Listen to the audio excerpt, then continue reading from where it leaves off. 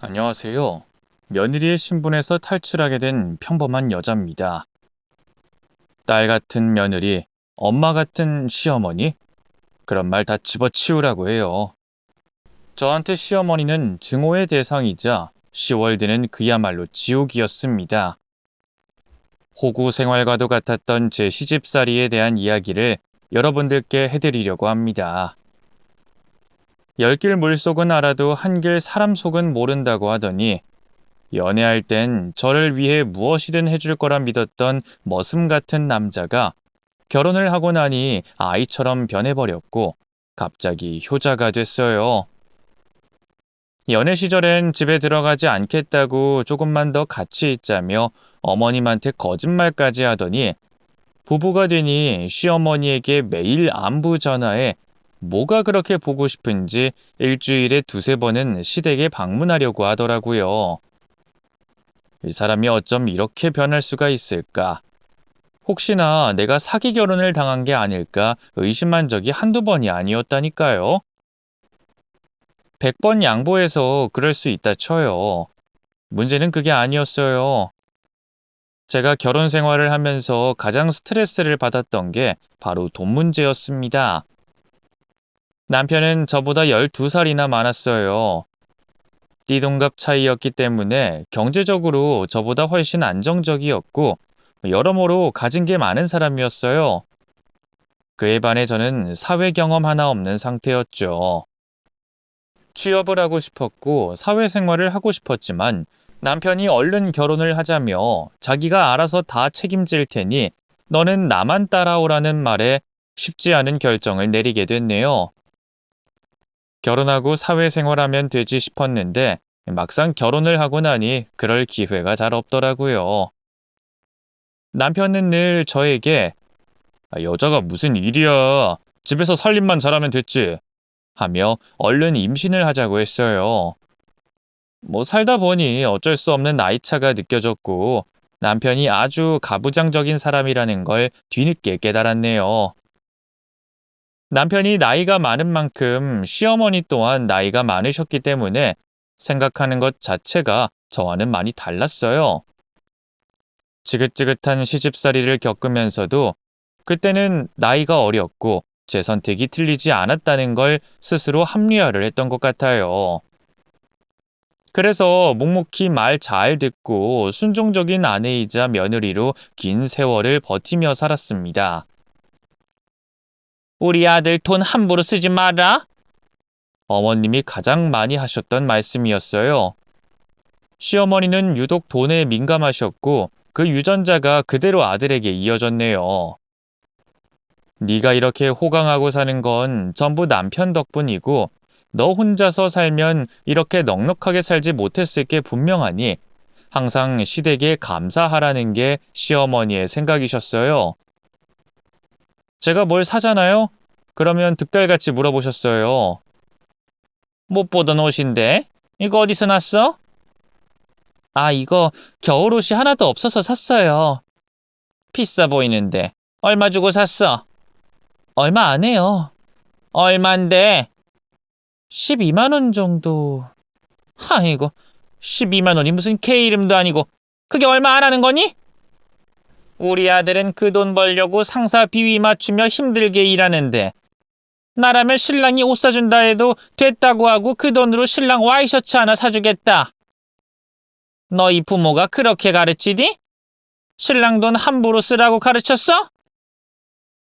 제가 무슨 브랜드 옷을 쇼핑한 것도 아니고 뭐 하도 겨울에 입을 외투가 없어서 고르고 골라 저렴한 걸로 산 건데 그걸 가지고 뭐라고 하시더라고요. 저를 아랫사람 취급하며 마치 아이를 가르치는 듯한 말투로 따박따박 친정 식구 뒷담화를 하시는 게 너무 기분이 나빴지만 그때는 바보같이 가만히 듣기만 했습니다.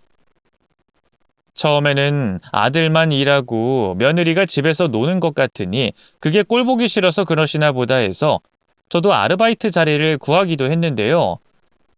저도 이제 돈 벌 거라고 어머님께 말씀드렸더니 소리를 꽥 지르시더라고요. 야, 너 고작 몇 푼 번다고 유세 부릴 거면 차라리 일하지 마. 고작 그거 번다고 신랑 밥도 안 챙겨주고 꼴값 떨어질 게 아주 눈에 훤해.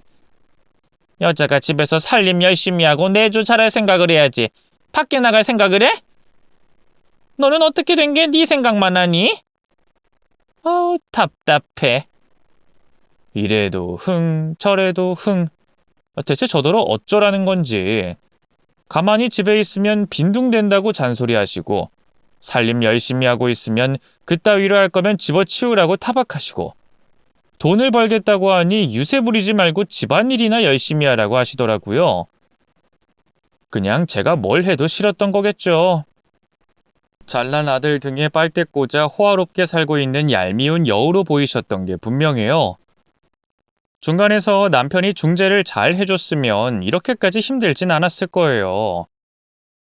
남편은 더하면 더했지 절대로 제 마음을 헤아려주는 다정한 사람이 아니었어요. 결혼 내내 생활비를 얼마 받았는지 아세요? 0원 받았다면 믿어지시나요? 남편의 논리는 이런 식이었어요. 쓰고 싶을 때 써. 누가 뭐래? 대신 나한테 말하고 쓰면 되잖아. 투명하게 관리하겠다는 건데 그게 문제야? 예를 들어 제가 두부를 사야 해서 1,000원이 필요하잖아요. 그러면 남편한테 여보, 나 두부가 필요한데 1,000원만 주세요 하고 말을 하면 1,000원을 저에게 주는 형식이었어요. 절대로 헛돈을 쓸 수 없는 구조였고 개인 돈이 일절 없었죠. 보통 다른 부부들 보면 남편이 아내에게 생활비를 주거나 카드를 주거나 관리할 수 있도록 통장을 주던데 저는 그런 건 꿈도 꾸지 못했네요. 그래놓고 자기가 세상에서 제일 합리적인 척, 현명한 척하며 친구들에게 이렇게 자랑하곤 했습니다. 여자는 어린 게 최고야. 순종적이거든. 와이프가 괜히 사회생활 한다고 밖에서 나돌면 그것도 골치 아프다니까. 마치 본인이 승자가 된 것 마냥 친구들 앞에서 허세를 부릴 때면 정말 원망스럽더라고요. 나는 이렇게 힘든데 자기만 제일 신났지. 행복하게 해주겠다고 해놓고 두부 한 모 사는 것도 일일이 보고해야 하는 상황이니 얼마나 답답했겠어요. 기가 막힌 일화를 다 얘기하려면 아마 2박 3일은 넘게 걸릴걸요? 시집 온 지 얼마 되지 않았을 때 급하게 밤에 복통이 와서 응급실에 실려간 적이 있었어요. 검사 결과 맹장 수술을 해야 한다고 하더라고요. 그랬더니 남편이 한숨을 푹 쉬며 이렇게 말했습니다. 왜 하필 시집 오자마자 큰돈 쓰게 만들어? 이런 건 시집 오기 전에 다 해놨어야지. 혼잣말로 중얼대긴 했지만 저는 분명 들었어요.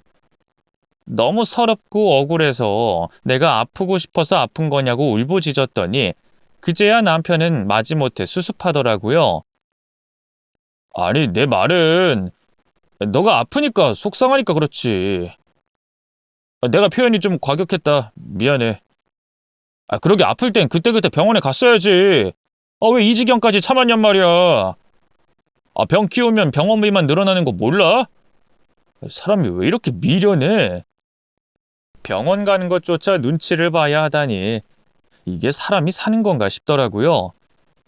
물론 제가 경제활동을 하지 않고 있었기 때문에 모든 걸 남편에게 의지하고 있는 상황이긴 했지만 이건 해도 너무하잖아요. 물론 그런 상황이 생길 때마다 이혼을 떠올리곤 했지만 가뜩이나 남편이 나이 많다고 결혼을 반대했던 친정 부모님이셨기에 이혼하며 또다시 부모님의 가슴에 대못 박을 순 없었습니다.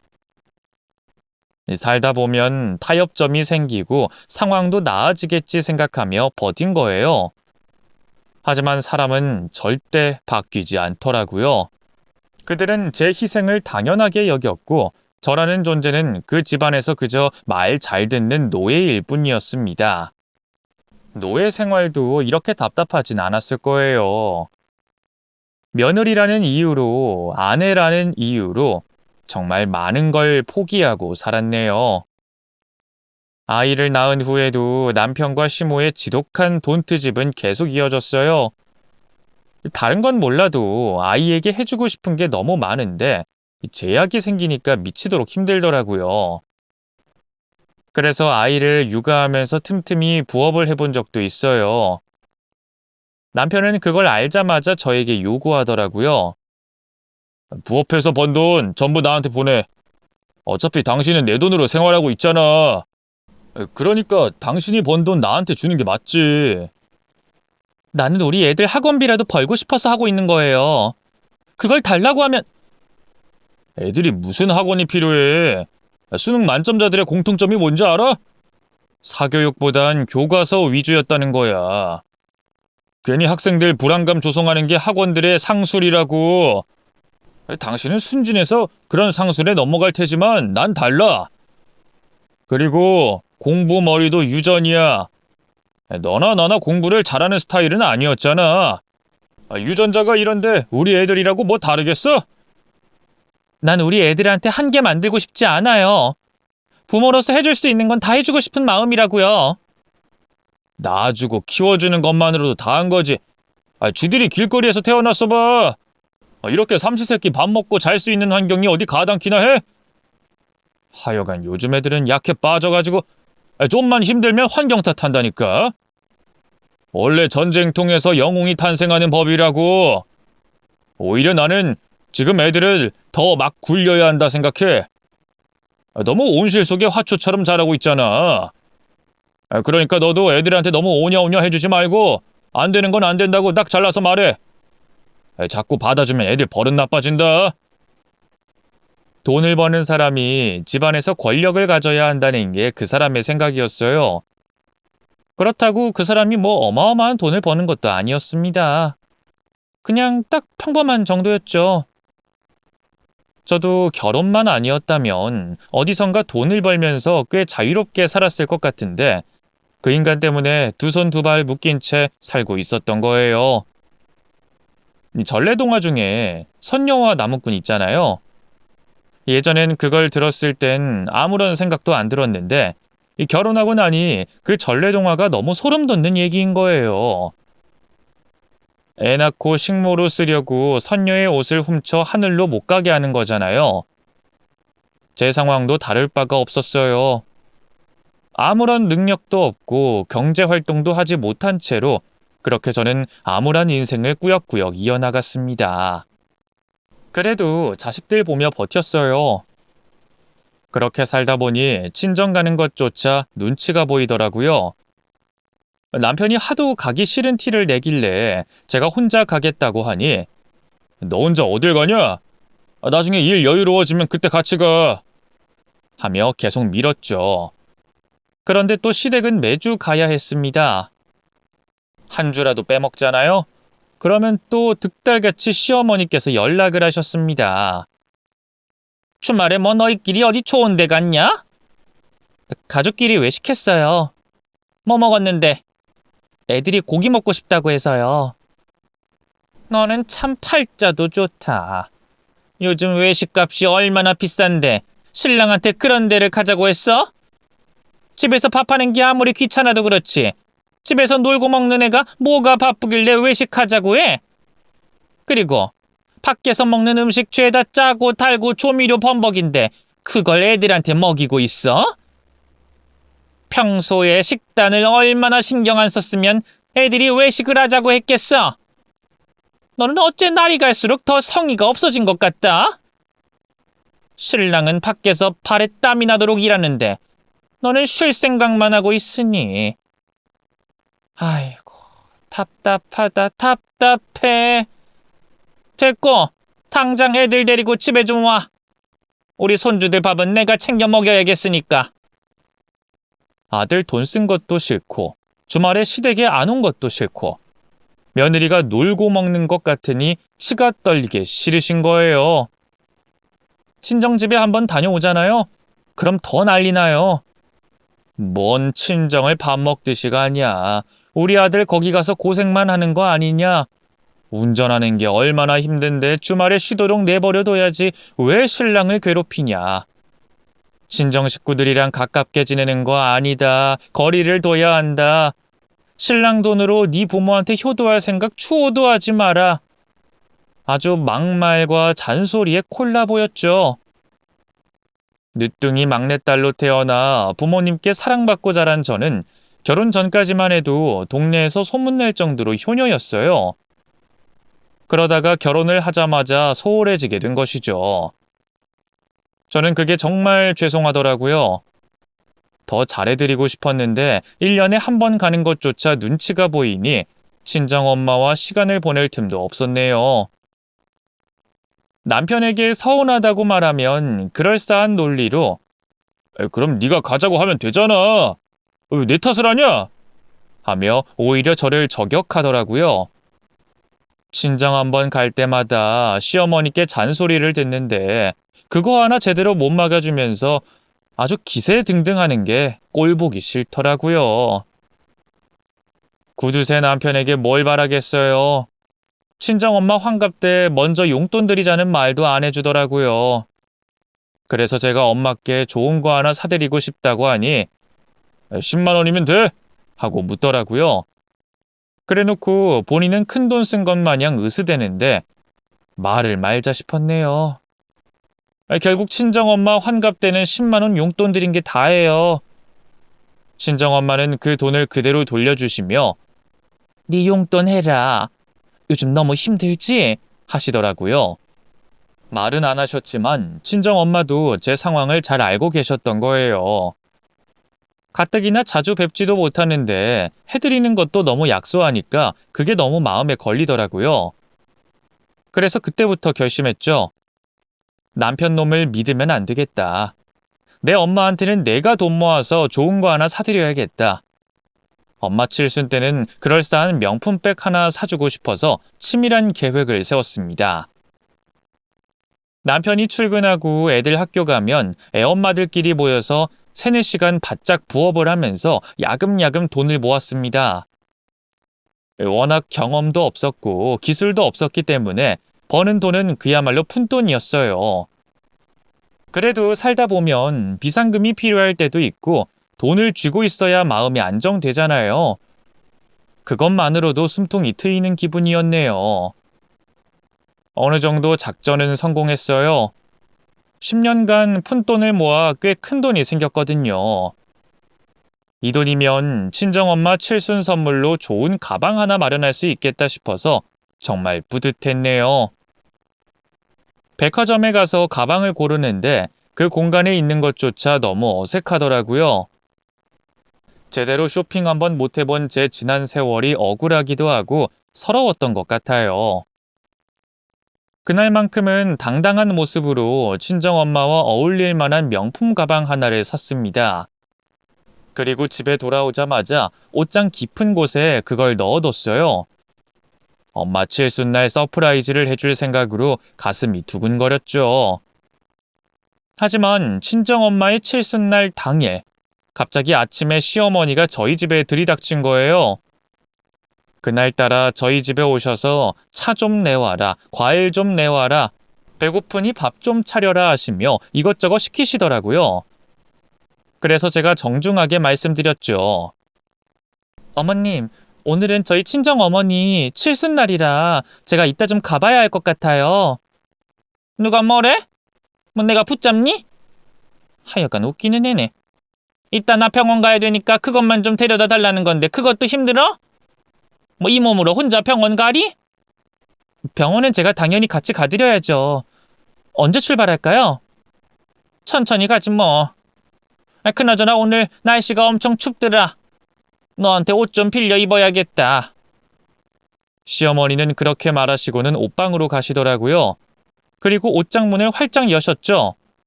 그때 정말 심장이 쿵 하고 떨어지는 기분이었어요.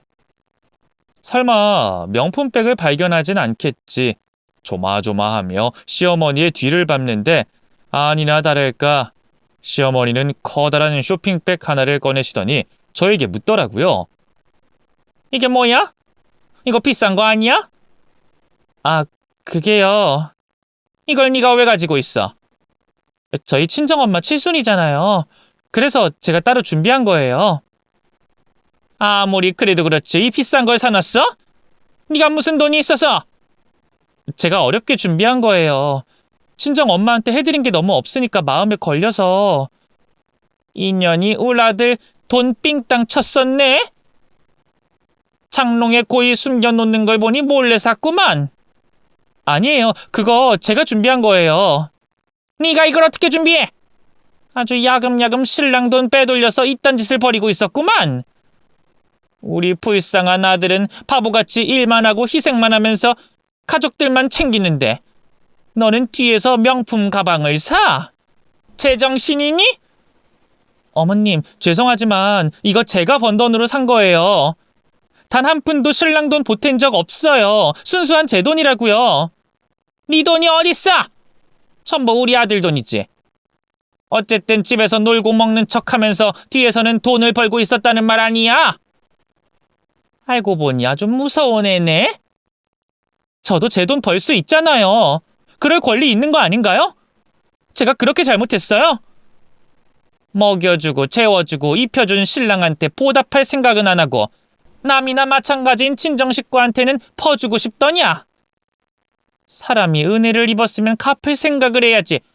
어떻게 뒤에서 이딴 짓을 벌일 수가 있어? 너 여태껏 나한테 가방 하나 사준 적이 있어? 시어머니한테 뭐 하나 해줄 생각도 한 적 없으면서. 어머님, 진정하세요. 하지만 저도 오죽하면 이렇게 했겠어요. 저도 숨 쉴 구멍이 필요하다고요. 도저히 기분 나빠서 안 되겠어. 너, 이거 내가 가만히 안 둘 거야. 도저히 괘씸해서 참을 수가 없어. 우리 집안에 시집와서 누릴 거 다 누리고 살았으면서 어떻게 우릴 무시할 수가 있어? 내가 너를 얼마나 챙겼니? 딸로서 얼마나 아껴주고 예뻐해줬니? 무시했다뇨. 저는 그런 적 전혀 없어요. 그저 자주 찾아뵙지도 못하는 친정 어머니가 마음에 걸려서 선물 하나 준비한 것뿐인데 이게 그렇게 서운하세요? 어머님은 제가 자주 찾아뵙잖아요. 항상 같이 있잖아요. 저는 오히려 어머님한테 서운해요. 저도 여태껏 열심히 노력했잖아요. 며느리로서 예쁨 받으려고 제가 얼마나 최선을 다했는지 누구보다도 잘 아시면서 혼자 부업한 게 그렇게 큰 죄예요? 제가 왜 부업을 했겠어요? 돈이 없으니까 한 거잖아요. 회사 한번 못 다녀보고 시집와서 애엄마로 평생 살고 있는데 가끔은 제 마음대로 돈 한번 만져보면 안 되나요? 신랑 돈 쓰는 건 그렇게 싫어하시면서 왜 저는 제 돈 한 푼 못 버는 건데요? 해도 너무하신 거 아니에요? 너 지금 나한테 태드니? 아주 갈 때까지 가는구나. 쥐뿔도 가진 거 없는 어린애 배우고 가르치고 겨우 사람 만들어줬더만 이제 와서 내 뒤통수를 쳐? 어디 어른한테 큰 소리를 쳐? 네 부모가 그렇게 가르치디? 신랑은 몇 푼이라도 더 벌어보자고 야근까지 해가며 고생하고 있는데 너는 그걸 보고 미안한 마음도 안 들어? 나 같으면 모은 돈 전부 신랑한테 갖다 바쳤어. 고맙다고 절에도 모자랄 판에 사치나 부리고 있으니. 아이고, 너 때문에 내가 제명에 못 산다. 어쩌다가 이런 게 우리 집안에 들어와서는. 일단 칠순잔치 다녀와서 얘기하면 안 될까요? 지금 시간이 얼마 없어서요. 지금 이 와중에도 네 엄마만 생각하지? 난 안중에도 없지? 그런 뜻이 아니잖아요. 지금 억지 부리고 있는 건 어머님이라는 생각 안 드세요? 억지? 이야, 너 지금 나한테 억지라고 했어? 소리만 지르시잖아요. 그럼 내가 소리 안 지르게 생겼어? 네가 나를 배신했는데. 배신을 할 거였으면 신랑 돈으로 명품백을 샀겠죠. 저는 떳떳하고 싶어서 제가 번 돈으로 산 거라고요. 그리고 이 정도는 제가 스스로 할 수 있는 거 아닌가요? 일일이 허락받고 사야 되나요? 네가 드디어 미쳤구나. 아주 정신이 나갔어. 명품 가방 하나 때문에 시어머니한테 고래고래 소리를 지르고 말이야. 그날 시어머니와 옥신각신하느라 친정엄마 칠순잔치 약속 시간을 잊고 말았고 시어머니 또한 병원에 가지 못하셨어요. 너 때문에 병원을 못 갔다며 네가 시어머니를 죽이려 한다고 눈이 뒤집힌 채로 소리를 지르시더니 결국 시어머니는 제가 푼돈 모아 겨우 산 명품백을 뺏어가셨습니다. 그리고 돌려주지 않으셨죠. 그땐 저도 이성을 잃어서 시어머니에게 돌려달라고 대들었지만 시어머니는 끝까지 제가 괘씸하다며 그걸 돌려주지 않으셨습니다. 그렇게 시어머니는 친정엄마 칠순기념 선물을 꿀꺽 하셨어요. 선물은 뺏겼지, 시간은 늦었지. 아주 혼란스러운 상황에서 친정오빠에게 전화가 걸려왔더라고요. 왜 안 오냐고, 모두가 저를 기다린다고 해서 부랴부랴 칠순잔치가 열리고 있는 식당으로 달려갔습니다. 그 와중에도 남편은 회사 일이 바쁘다며 저 혼자 가라고 하더라고요. 늘 이런 식이라 크게 놀랍지도 않았어요. 친정 식구 행사에 남편이 참여한 횟수는 정말로 손에 꼽을 정도였거든요. 핑계는 또 어찌나 다양한지. 처음엔 그게 서운했는데 나중엔 그래, 인간아, 네 마음대로 해라 하며 체념하게 되더라고요. 고대하고 기다려왔던 서프라이즈 선물을 하지 못하게 된 저는 친정엄마를 보자마자 죄책감에 고개를 숙일 수밖에 없었어요. 그 와중에 친정오빠와 새언니는 엄마에게 용돈도 드리고 꽃다발도 준비하고 금목걸이까지 준비를 했더라고요. 저 자신이 너무 초라하게 느껴져서 저도 모르게 눈물이 바닥에 뚝뚝 떨어졌어요. 저 때문에 분위기가 완전히 가라앉았죠. 친정엄마는 저를 보시며 놀라 달래주시더라고요. 우리 막둥이 딸, 왜 울고 그래, 응? 엄마, 나는 아무것도 준비 못했어. 너무 미안해서 자꾸 눈물이 나와서. 너는 잘 살아주는 것만으로도 엄마한테 효도하는 거야. 선물해줄 생각하지 마. 사실은 엄마를 위한 선물을 준비했었는데 그게 어쩌다 보니까. 딸, 엄마는 아무것도 필요 없어. 그러니까 미안한 마음 품지 말고 오늘은 웃자. 나는 우리 가족 모두가 행복하게 잘 사는 것만으로도 충분해. 엄마는 괜찮다고 하셨지만 저는 스스로 너무 억울하고 분한 마음에 눈물이 멈추지 않았어요. 이 효도라는 게 다 때가 있고 늦으면 후회하는 법인데 제가 너무 불효녀가 된 것 같아서 죄송하더라고요.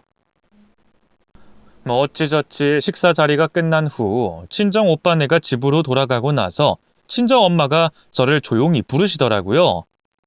그리고 통장 하나를 저에게 내미셨어요. 이건 너한테 줄 테니까 잘 간직하고 있어. 통장 비밀번호는 네 생일이야. 엄마, 이게 뭐야? 뭐긴 뭐야, 돈이지. 우리 딸한테 내가 이 정도는 해줄 수 있어. 됐어. 엄마 돈도 많이 없잖아. 엄마가 돈이 왜 없어? 갑자기 왜 돈을 주고 그래? 우리 딸한테 내가 큰 선물 해주고 싶어서 그러지. 귀하게 자란 우리 딸이 비상금 정도는 가지고 있었으면 해서. 이거 엄마 전 재산이잖아. 아닌데? 엄마 돈 많아. 많긴 뭐가 많아. 내가 다 아는데. 여자는 자고로 쥐고 있는 돈이 있어야 하는 법이야. 엄마야 뭐 이제 늙어서 돈도 필요 없고 우리 자식들 잘 사는 것만 봐도 행복하지만 넌 아직 살 날이 많이 남았잖아. 이서방이 아무리 잘해주고 생활비 준다고 쳐도 너도 따로 돈을 가지고 있어야지. 그러니까 사양 말고 받아. 이 돈 원래 너 주려고 했던 거야. 엄마가 딸한테 해줄 수 있는 게 이것밖에 없어서 그래. 그리고 지금 내가 돈 들어갈 데가 어딨니? 네 오빠 잘 살고 있겠다. 너도 잘 살고 있잖아. 나는 이제 아무것도 필요 없어. 엄마, 나 이거 미안해서 못 받아. 엄마한테 해준 게 아무것도 없는데 받기만 하면 어떡해? 시집 가보니까 인생이 쉽지 않지? 원래 그래. 누군가의 아내가 되는 것도 쉽지 않고 엄마가 되는 것도 쉽지 않고 며느리가 되는 것도 쉽지 않지. 그래도 엄마는 우리 딸이 그걸 잘 해내고 있는 것 같아서 얼마나 기특한지 몰라. 그래서 항상 고마워. 엄마는 너한테 해준 게 아무것도 없는데 혼자 알아서 잘 해내니까 미안하고 참 고마워. 엄마 생일인데 괜히 분위기 다운시켜서 미안해. 내가 울어서 많이 놀랐지. 사실 너무 힘들었어. 결혼 생활이 이렇게 힘든 건 줄은 몰랐어. 나이가 들면 좀 괜찮아지겠지 싶었는데 점점 더 힘들어. 살다 보면 마음 아픈 일도 생기고 눈물 흘릴 일도 많이 생기는 거야. 우리 딸 많이 힘들지? 엄마는 다 이해해.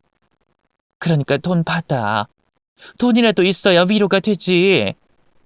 이걸로 너 하고 싶은 거 마음껏 해. 그게 엄마 소원이야. 엄마, 내가 진짜로 다음엔 꼭 보답할게. 꼭이야. 친정 엄마에게 저는 자식들 중에 가장 아픈 손가락이었나 봅니다. 오빠보다 저를 더 많이 챙겨주셨어요. 워낙 힘들게 살고 있으니 마음이 많이 쓰이셨겠죠. 그날도 그 통장을 끝까지 거절해야 했는데 차마 그러지 못했습니다. 당시에 저는 돈이 너무나 필요했거든요. 친정 엄마 앞에서 비참한 모습을 보여주게 됐다는 게 부끄러웠지만 언젠가 꼭 엄마에게 더 큰 선물을 해주리라 다짐하며 통장을 받고 말았습니다. 그날 한참 울고 집에 돌아오니 남편이 저를 기다리고 있더라고요. 시어머니에게 이야기를 들었는지 먼저 저에게 말을 꺼냈어요. 너 나 몰래 명품백 샀냐? 신경 쓰지 마요. 내 돈으로 산 거예요. 네 돈이 어딨어? 그 돈 어디서 난 건데? 동네 친구들끼리 부업해서 푼 돈 좀 모았어요. 나도 엄마한테 명품백 좀 사주고 싶었어요. 됐어요? 엄마 칠순인데 나는 그 정도도 못 해줘요? 뭐 내가 돈 달라고 했어요? 내가 스스로 벌어서 준비한 건데 그걸 내가 일일이 보고해야 돼요? 심지어 그 가방 어머님이 뺏어갔어요. 그래서 칠순 기념 서프라이즈 선물도 못 해주고 빈손으로 갈 수밖에 없었다고요. 졸지에 불효녀 됐다고요. 우리 엄마한테 불효 저지른 건 아무렇지도 않고 장모님한테 선물 한 번 못 해줬다고 지금 화내는 거야? 아주 적반하장이네. 방금 집에 갔다 왔는데 엄마가 끙끙 앓고 계시더라. 며느리한테 서운하다고 말도 섞고 싶지 않으시댄다. 어쩔 거야? 어? 지금 당장 사과드려. 찾아가서 인사드리라고. 어머님이 나한테서 뺏어간 명품백 돌려주면 사과드릴게요. 야, 지금 그게 중요해? 장난쳐? 그깟 가방 엄마한테 주는 게 뭐가 어떻다고 그렇게 띠꺼운 건데? 장모님한텐 나중에 사주면 되잖아. 어떻게 가방을 줬다 뺐냐? 그리고 그런 가방 사려면 엄마 것도 사고 장모님 것도 똑같은 걸 샀어야지. 왜 어떻게 장모님 것만 살 수가 있어? 그러니까 당연히 엄마가 서운해하지. 너는 생각이라는 게 없냐? 어떻게 네 생각만 해? 아무튼 가방은 다시 달라는 말 하지 말고 넌 다음에 엄마 만났을 때 진심으로 사과해. 그리고 몰래 비상금 모으는 거 내가 이번 한 번만 봐줄 거야. 내가 분명 부부는 공동체라고 말했는데 넌 그 말 어겼어. 막말로 나도 뒷돈 챙길 수 있었는데 가족 생각해서 참은 거야. 그러니까 앞으로 조심해. 내 돈은 내 돈, 네 돈도 내 돈. 남편의 마인드가 딱 이런 식이었어요. 신혼 때는 워낙 제가 어렸기 때문에 남편의 사고방식을 이해할 수는 없어도 그저 따라야 한다는 마음이 있었는데 나이가 점점 들어보니 제 인생이 너무 불쌍해지더라고요. 돈 버는 것조차 마음대로 할 수 없는 게 인생인가요? 친정엄마에게 명품백 하나 사주려고 한 게 죄인 취급받을 일인가요? 그때부터 저도 슬슬 제 인생에 대해서 회의감이 느껴지기 시작하더라고요. 그리고 얼마 후 믿지 못할 소식을 듣고 말았습니다. 저희 친정엄마가 갑작스레 돌아가신 거예요. 친정 오빠의 전화를 받자마자 머릿속이 새하얘져서 병원으로 달려갔지만 엄마는 저를 기다려주지 않으셨습니다. 작별 인사 한마디 없이 심정지로 돌아가시게 될 줄은 몰랐어요. 그때 울부짖으며 문득 명품백이 떠올랐네요. 살면서 제대로 된 효도 한 번을 못하고 엄마를 떠나보내게 됐습니다. 이 모든 게 꿈이길. 깨어나면 엄마가 내 곁에 있어주길 얼마나 바랬는지 몰라요. 이럴 줄 알았으면 남편과 이혼하는 한이 있더라도 엄마 곁에 머물렀을 텐데, 후회 없이 효도했을 텐데, 못해드린 것만 생각나고 받은 것만 생각나서 정말 미치도록 후회가 되더라고요. 이미 그때 저는 제정신이 아니었습니다. 시어머니가 명품백을 뺏어가지만 않았더라도 저는 친정엄마에게 큰 선물을 했을 거고, 저희 엄마는 그 좋은 기억을 안고 떠나셨을 거예요. 하지만 시어머니가 그 일을 망친 것이나 다름없었기 때문에 너무 원망스럽더라고요. 그래도 상을 당했는데 시어머니가 조금이라도 위로를 해주실 줄 알았습니다. 그래도 며느리고 가족이잖아요. 명품백을 그때 드렸어야 했다고 울면서 얘기하자 시어머니가 저더러 뭐라는 줄 아세요? 어차피 돌아가실 거였으니 명품 가방 뺏길 차랬네. 얼마 못 쓰셨을 거 아니니? 그게 제 앞에서 할 소린가요? 너무 기가 막혀서 눈물도 나오지 않았습니다. 화도 나지 않았어요. 어떻게 사람이 이런 생각을 할 수 있지 싶더라고요. 그때 느꼈어요.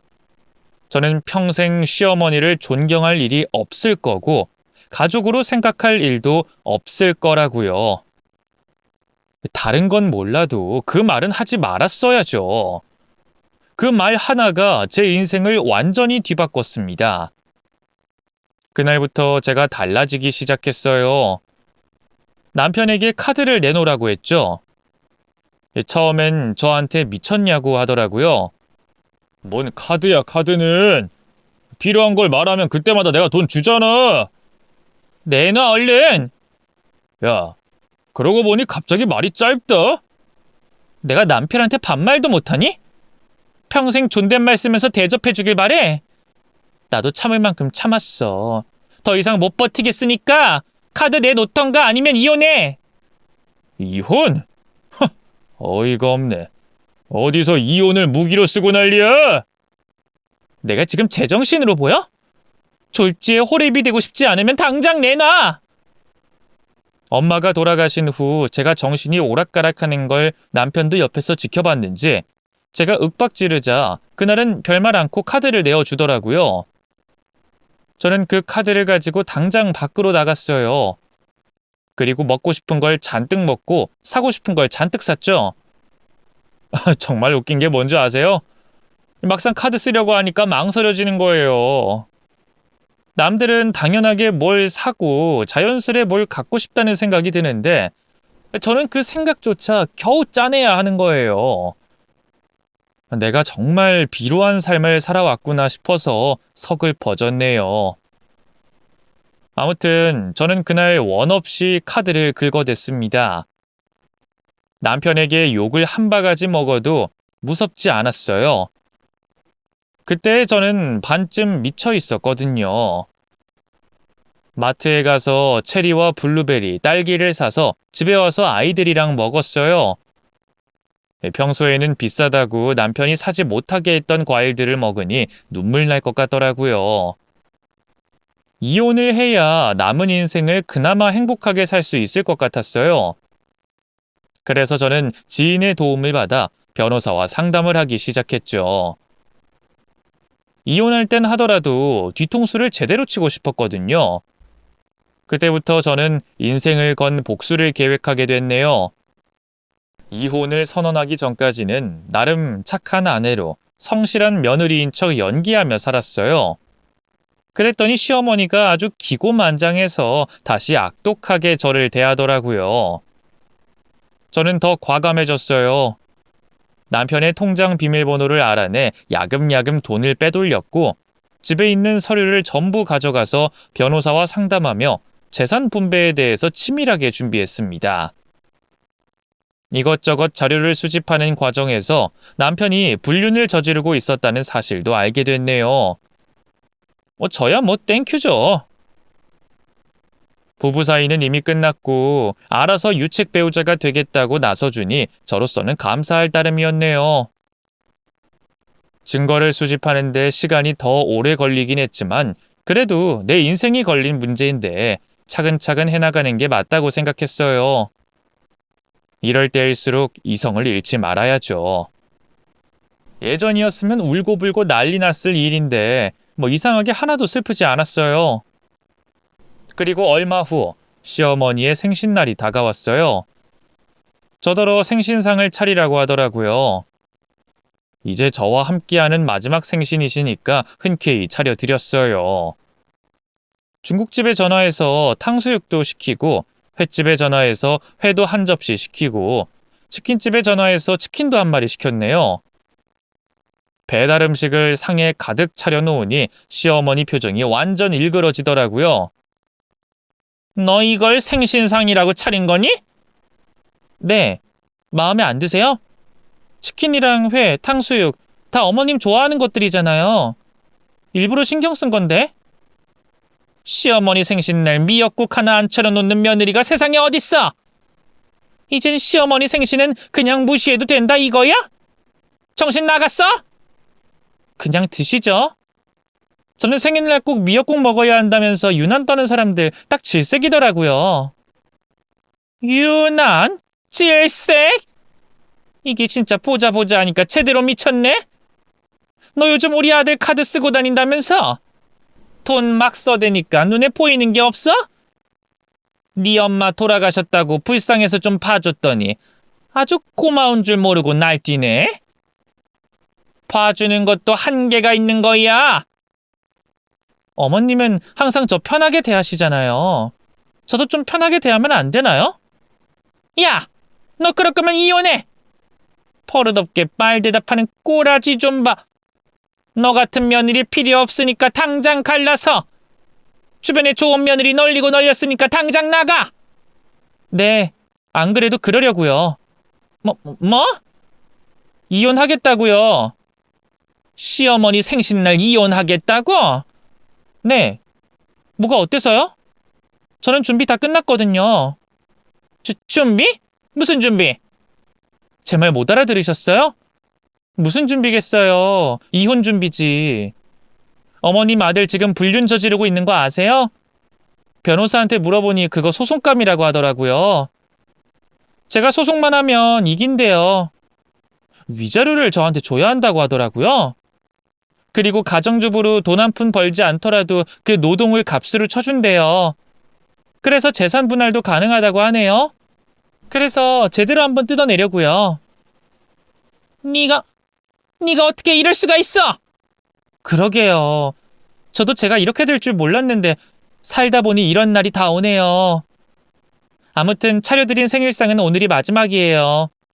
어차피 괜찮은 며느리 널리고 널렸다면서요. 새로운 며느리 들이시면 되겠네요. 그리고 유책 배우자한텐 양육권 없는 거 아시죠?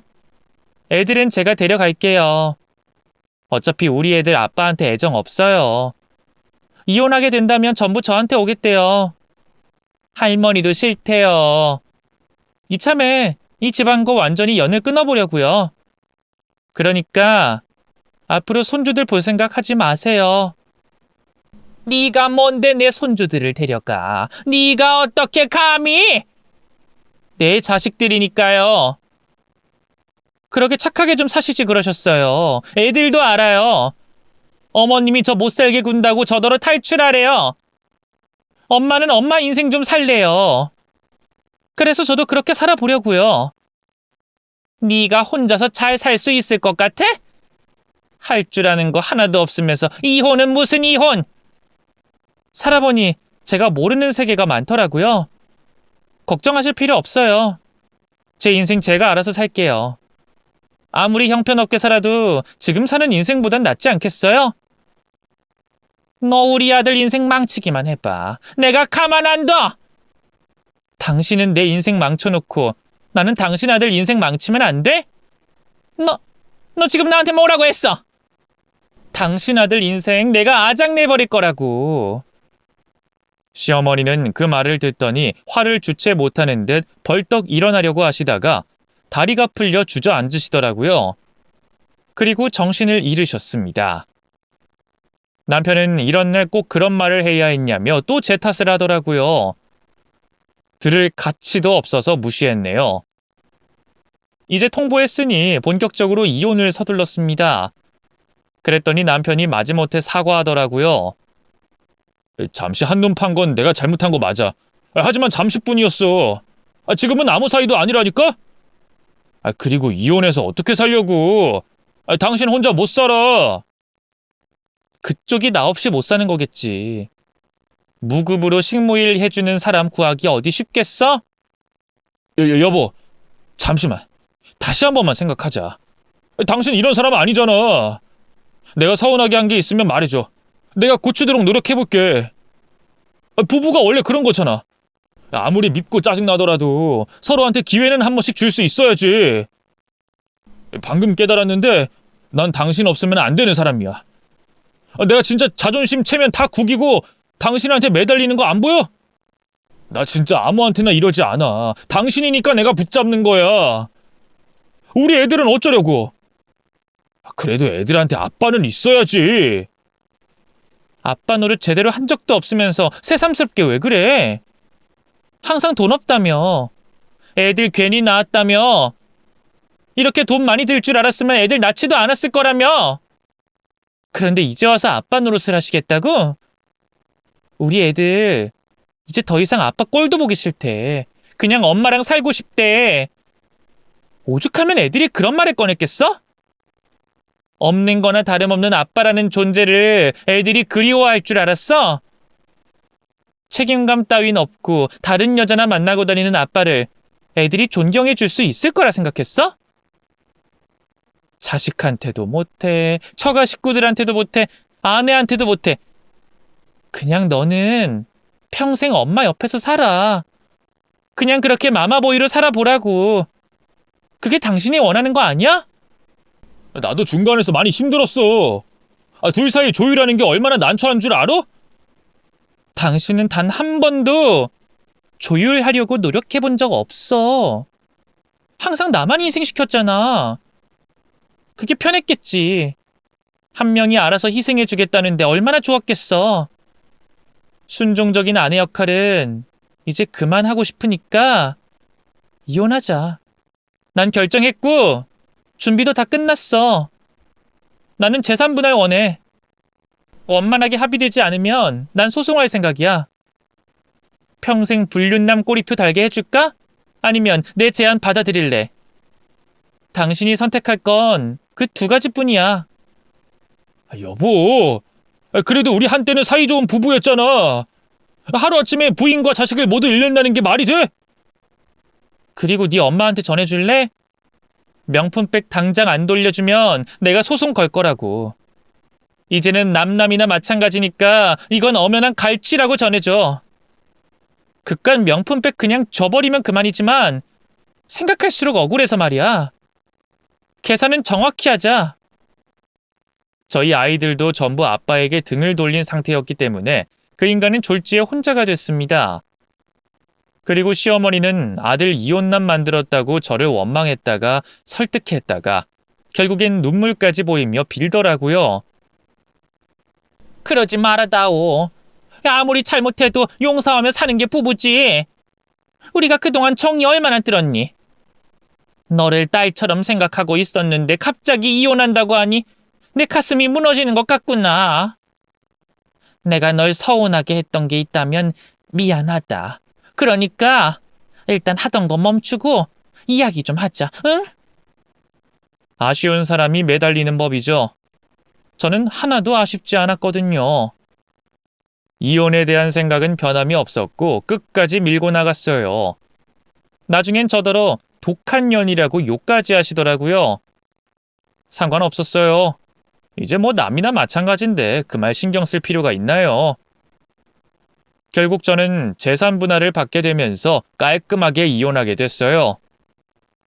그때도 시어머니는 난리를 피우셨죠.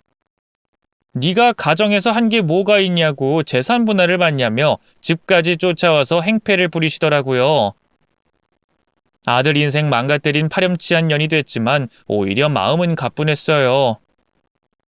혼자 집에서 고요하게 앉아 있는데 그게 그렇게 행복하더라고요. 그 뒤로 저는 용기를 내보기로 했어요.